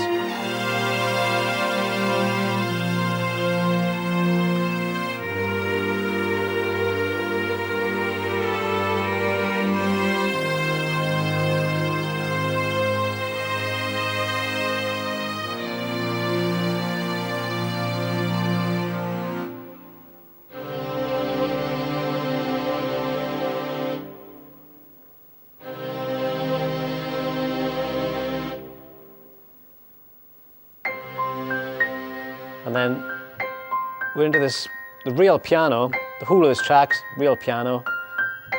You can hear the pedal. Besides, it's really great. And a great vocal. No fear for the future. Real stark beginning. Here all alone. Guide me, Geechee Manitou. Life lived in peace. Low strings. No fear.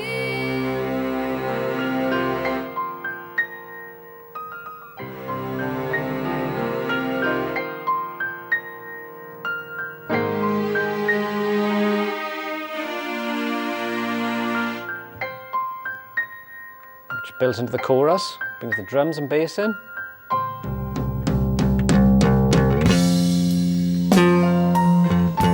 Real piano. Hammond. Me playing my solo on guitar. On my PRS.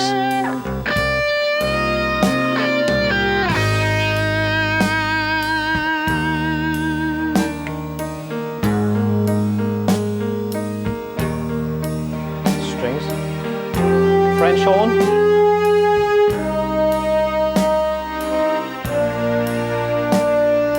Free.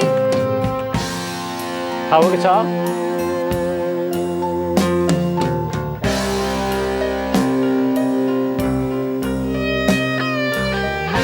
Again, my lead guitar. Hammond. Then you got backing vocals. Looking out across this land, Cheyenne, Harmonising with Tina's lead vocal. and Sioux all round. The blood of braves. Or the string at the same time, the string is going.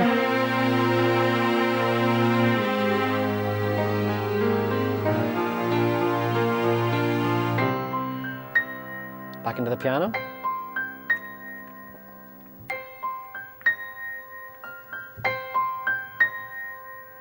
Home on the plains, no fear. Low strings. For the future. Here, all alone. Guide me, Gigi, man. You got this Hammond solo which comes and we sort of pick up the beat.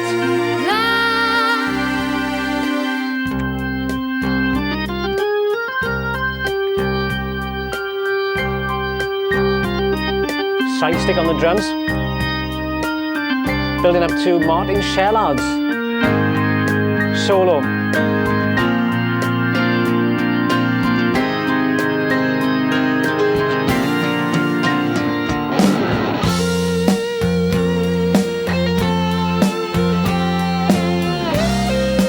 Lovely player. Say Martin, who I've known for a while. Great solo. And then he splits into two. Another guitar. Playing in harmony.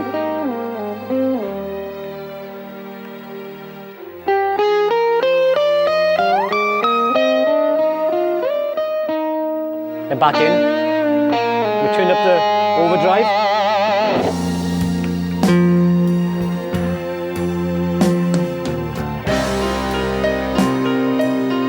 Power chords. Hammond. Let your light rain down. I lie here as a mortal one. My spirit waits to roam your land. They're all real piano. Oh, great one, take me by the hand. Set me free. Into the closing strings. Very Pink Floyd, the end of this. So Tina then was sort of 12 tracks of backing vocals. Gitchy Manitou.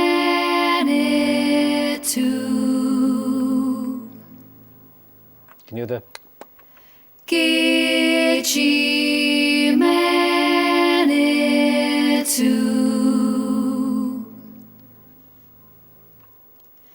Take me to your land.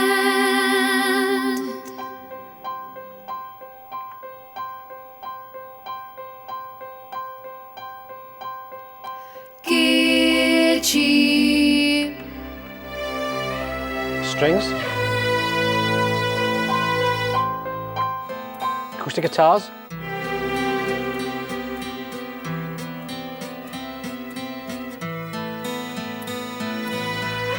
Lovely strings. Then I say we're all building up into Martin Shellard's amazing guitar solo, really. So I struggled with this. We had 4 or 5 people come in to play it. And he just come up with this solo. We worked on it, but it was great.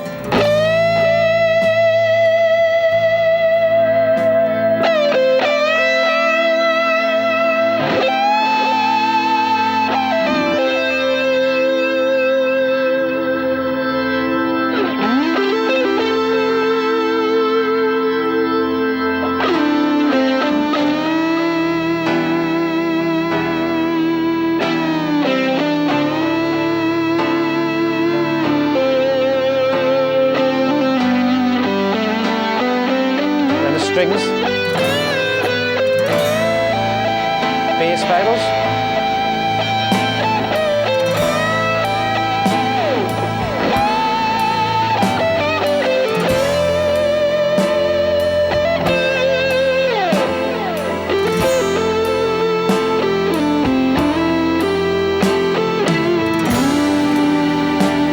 strings and Hammond.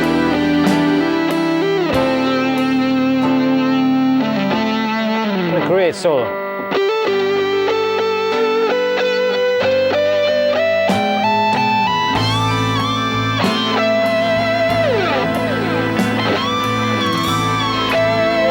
French horn.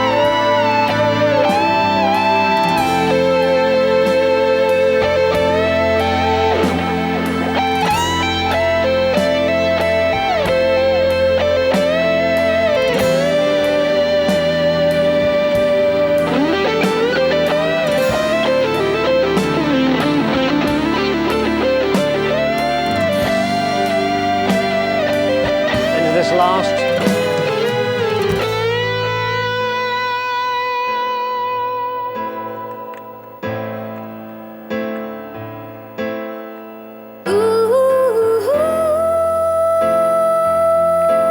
Tina's vocal, really mellow and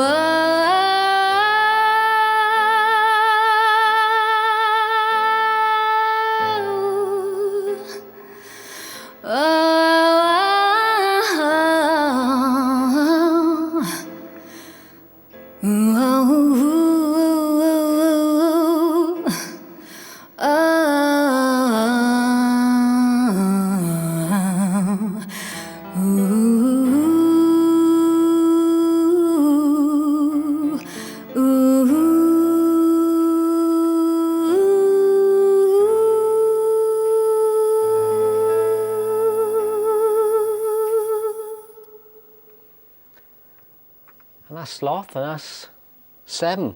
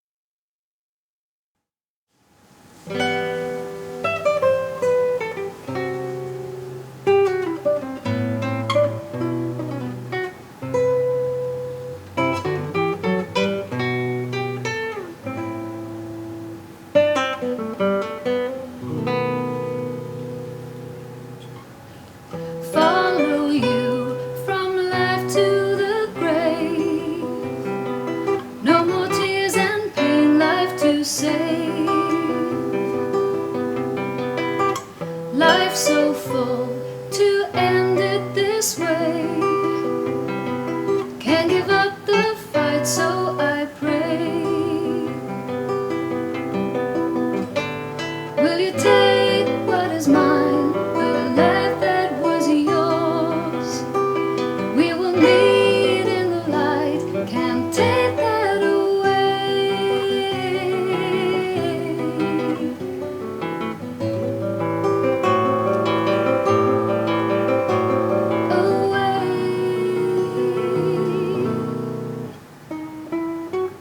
Fight for life from cradle to grave, ever changing boundaries to save.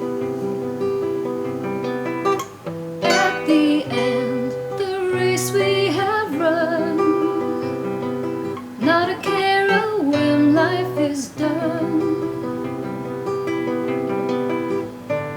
Will you take what is mine, the life that was yours? We will meet in the light, can't take that away.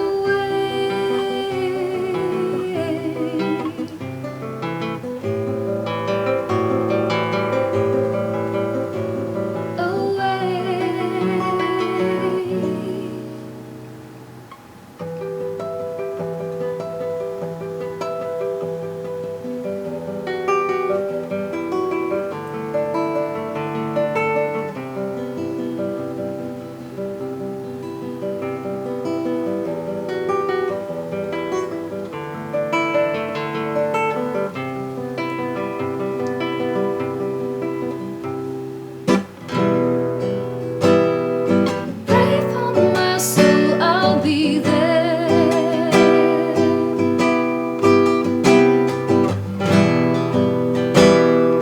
Conquer with love, I'll be there.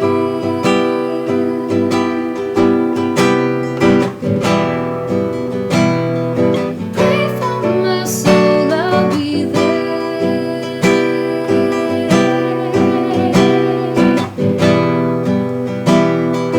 Conquer with love, I'll be there. I'll be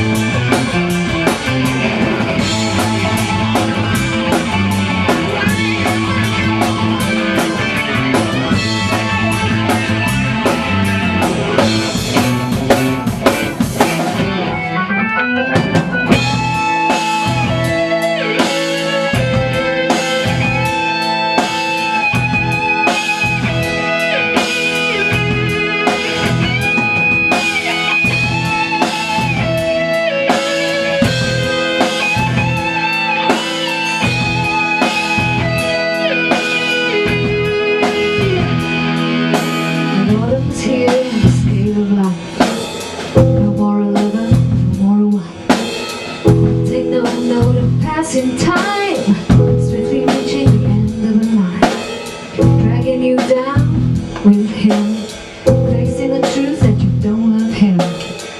Turn your back and walk away. Time to look for a brand new day.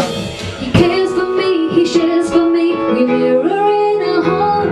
As the word comes out, the truth it hits. It's there. I've always known I've been holding out. That love will find a way. Hoping that love will come. Holding on. While the light just fades away.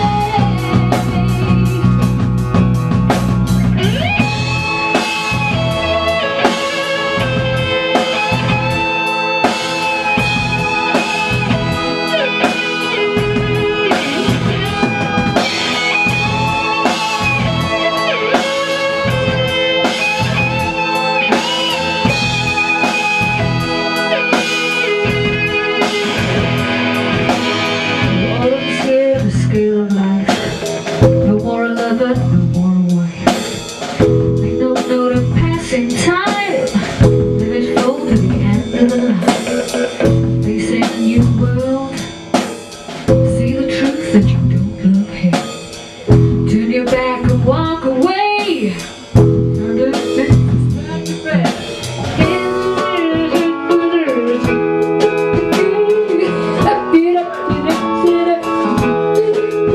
I've been holding out, but now I found my way. My life again, moving on. I'm still of my new day.